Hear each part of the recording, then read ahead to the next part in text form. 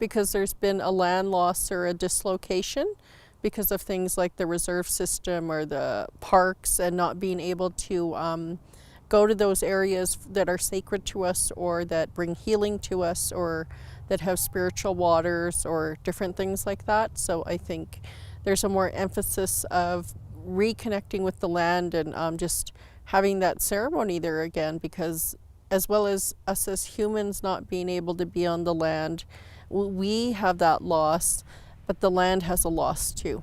The land I'm on, I'm just borrowing it for today.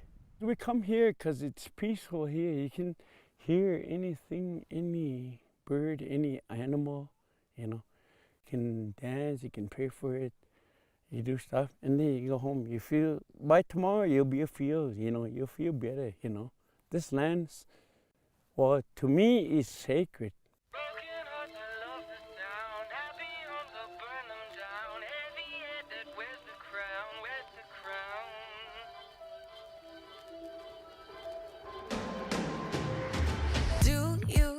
Do you blame me? You're the one that made me. My name's John Sandlos, and I'm a professor of history at Memorial University of Newfoundland. I do environmental history, and I've done quite a bit of work on the history of conservation in Canada, including the history of Parks Canada, and I do also have a background working for Parks Canada.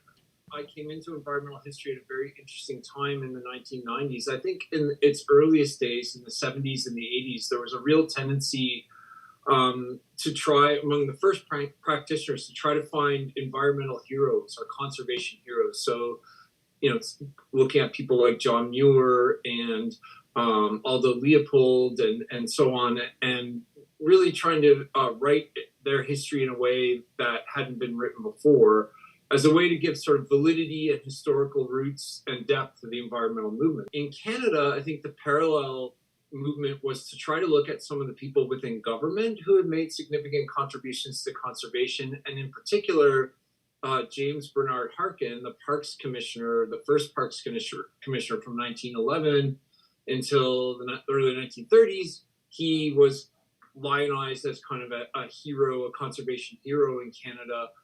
I think the point of looking at these people critically and analyzing some of the things that may not seem so savory from the present day is not necessarily to trash, the environmental movement or the conservation movement or the idea of parks. Parks are very important as biodiversity preserves and so on.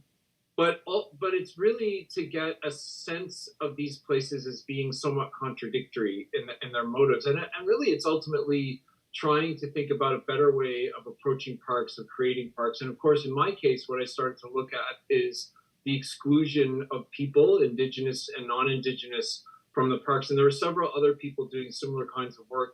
Before, we would be able to travel to places, but again, because of Banff and the Park Pass, we can't access those sites anymore that would be used for healing. So like the hot springs. I wouldn't even say that it's Stoney land or Nakota land or Eath Gubby. I just think it's a place where our people go and go as needed for their well-being.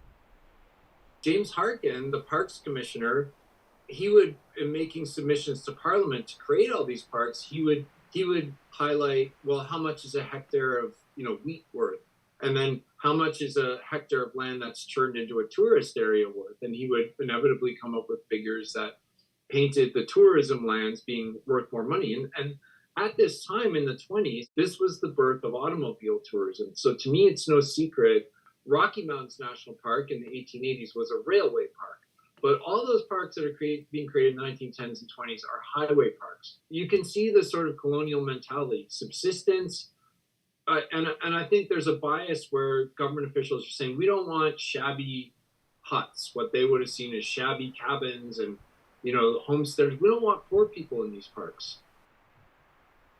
People discuss, perhaps ad nauseum, but it's the core of the problem, is the dual mandate of the parks, right? And that it is for the preservation of nature. I can't remember the exact word of the National Parks Act, but it's the preservation of nature, but also the use, benefit, enjoyment of the Canadian public.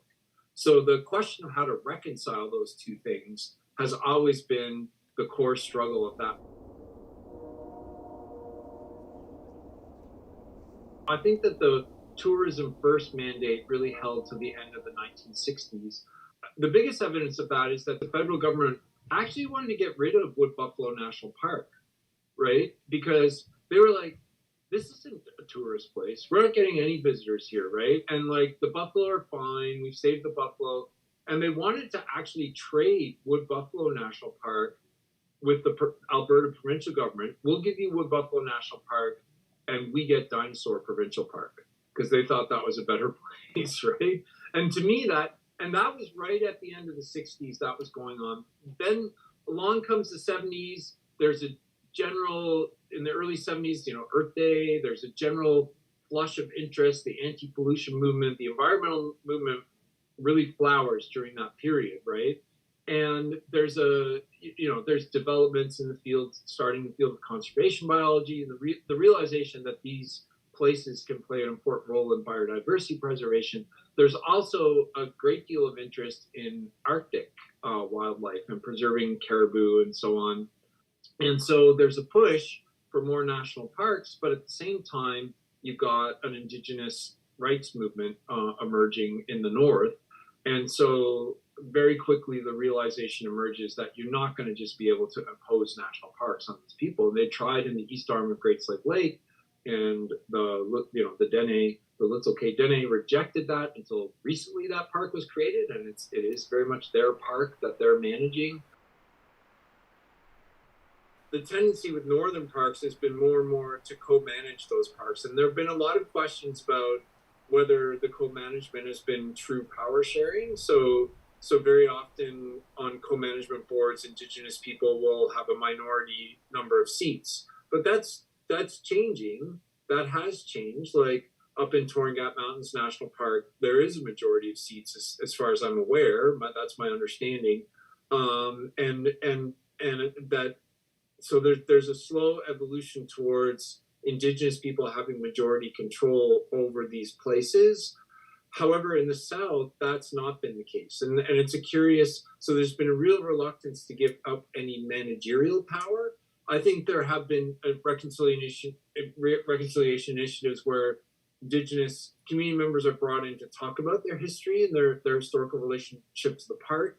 There's where parks had denied it before, that there ever were Indigenous people in the park. They tried to erase them. Now there's a more open acknowledgement, not only of their historical presence, but in some cases even owning up to their exclusion.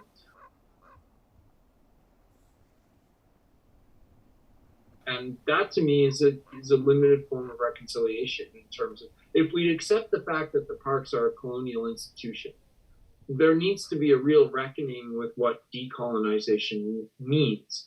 And I do feel it needs to go beyond just consultation.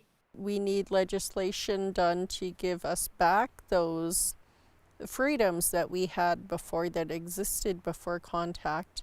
And those things need to be done as a way of reconciliation, because we can say many things, but until we do something with the legislation, with these policies and acts that control our people, we're still under colonial rule.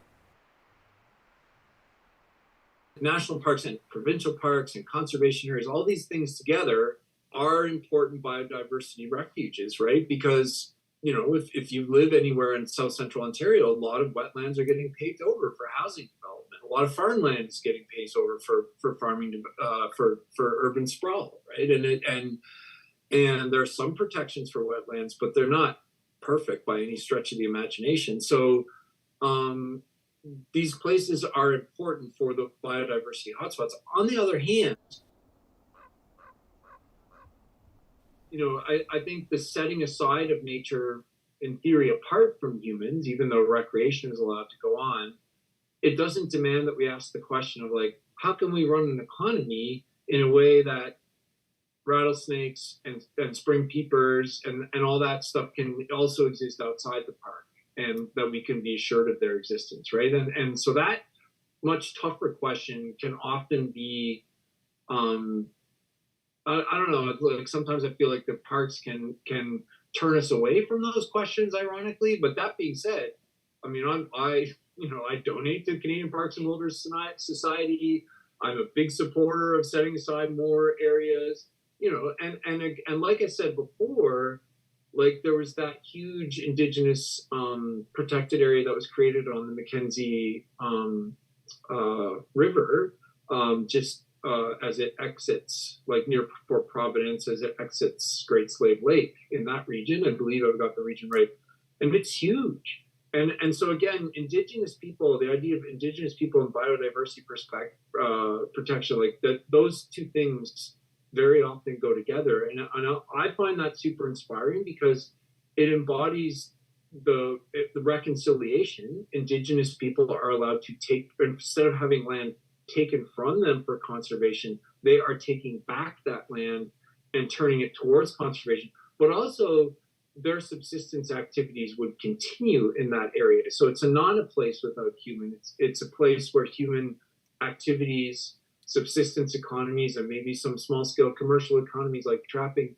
will coexist with the desire to preserve biodiversity and so on. And that seems to me, I talk to my students about it all the time, like that this is like, listen, kids, you know, they're all a bit depressed, young people these days. And I say, this is very hopeful. Like there are hopeful things happening. And so, and that to me is reconciliation, both with the natural world, but also as Indigenous people take control of that conservation process, it fosters the kind of reconciliation and decolonization in the social and political realm, because they are in control of the process. So I think that that's fantastic.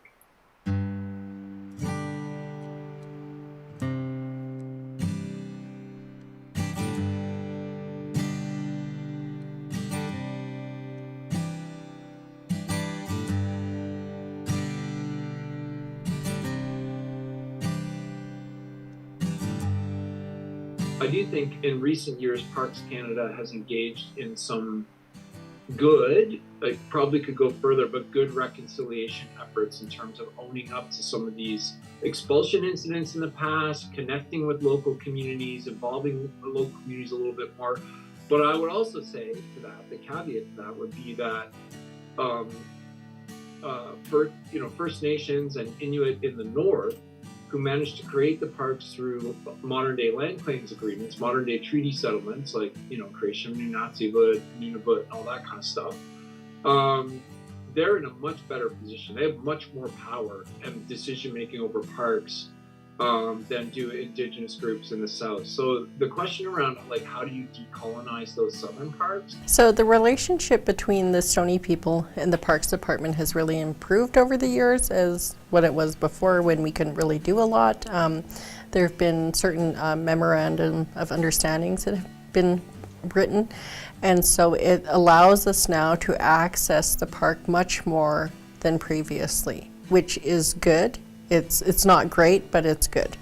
And so I think what they need to understand is that we have an integral connection to the park, to the medicines, the herbs, and being in that place at a certain time, and that we should always have access to that because it helps with our well-being, with bringing in our youth, with our practices, our traditions, our cultural things that we do. And I think they just probably need to be better educated on why it's like this. But then it shouldn't even be that they need education on it. It should simply be that we're able to do that. Do you blame me? You're the one that made me. You're the one that made me. You fooled me and you played me. You're the one that made me. You're the one that made me crazy, yeah.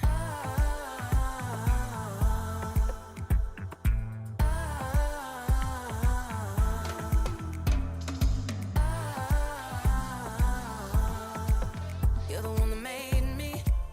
You're the one that made me crazy. Now I'm drowning, cast to the deep, sick and I'm sinking. Got my head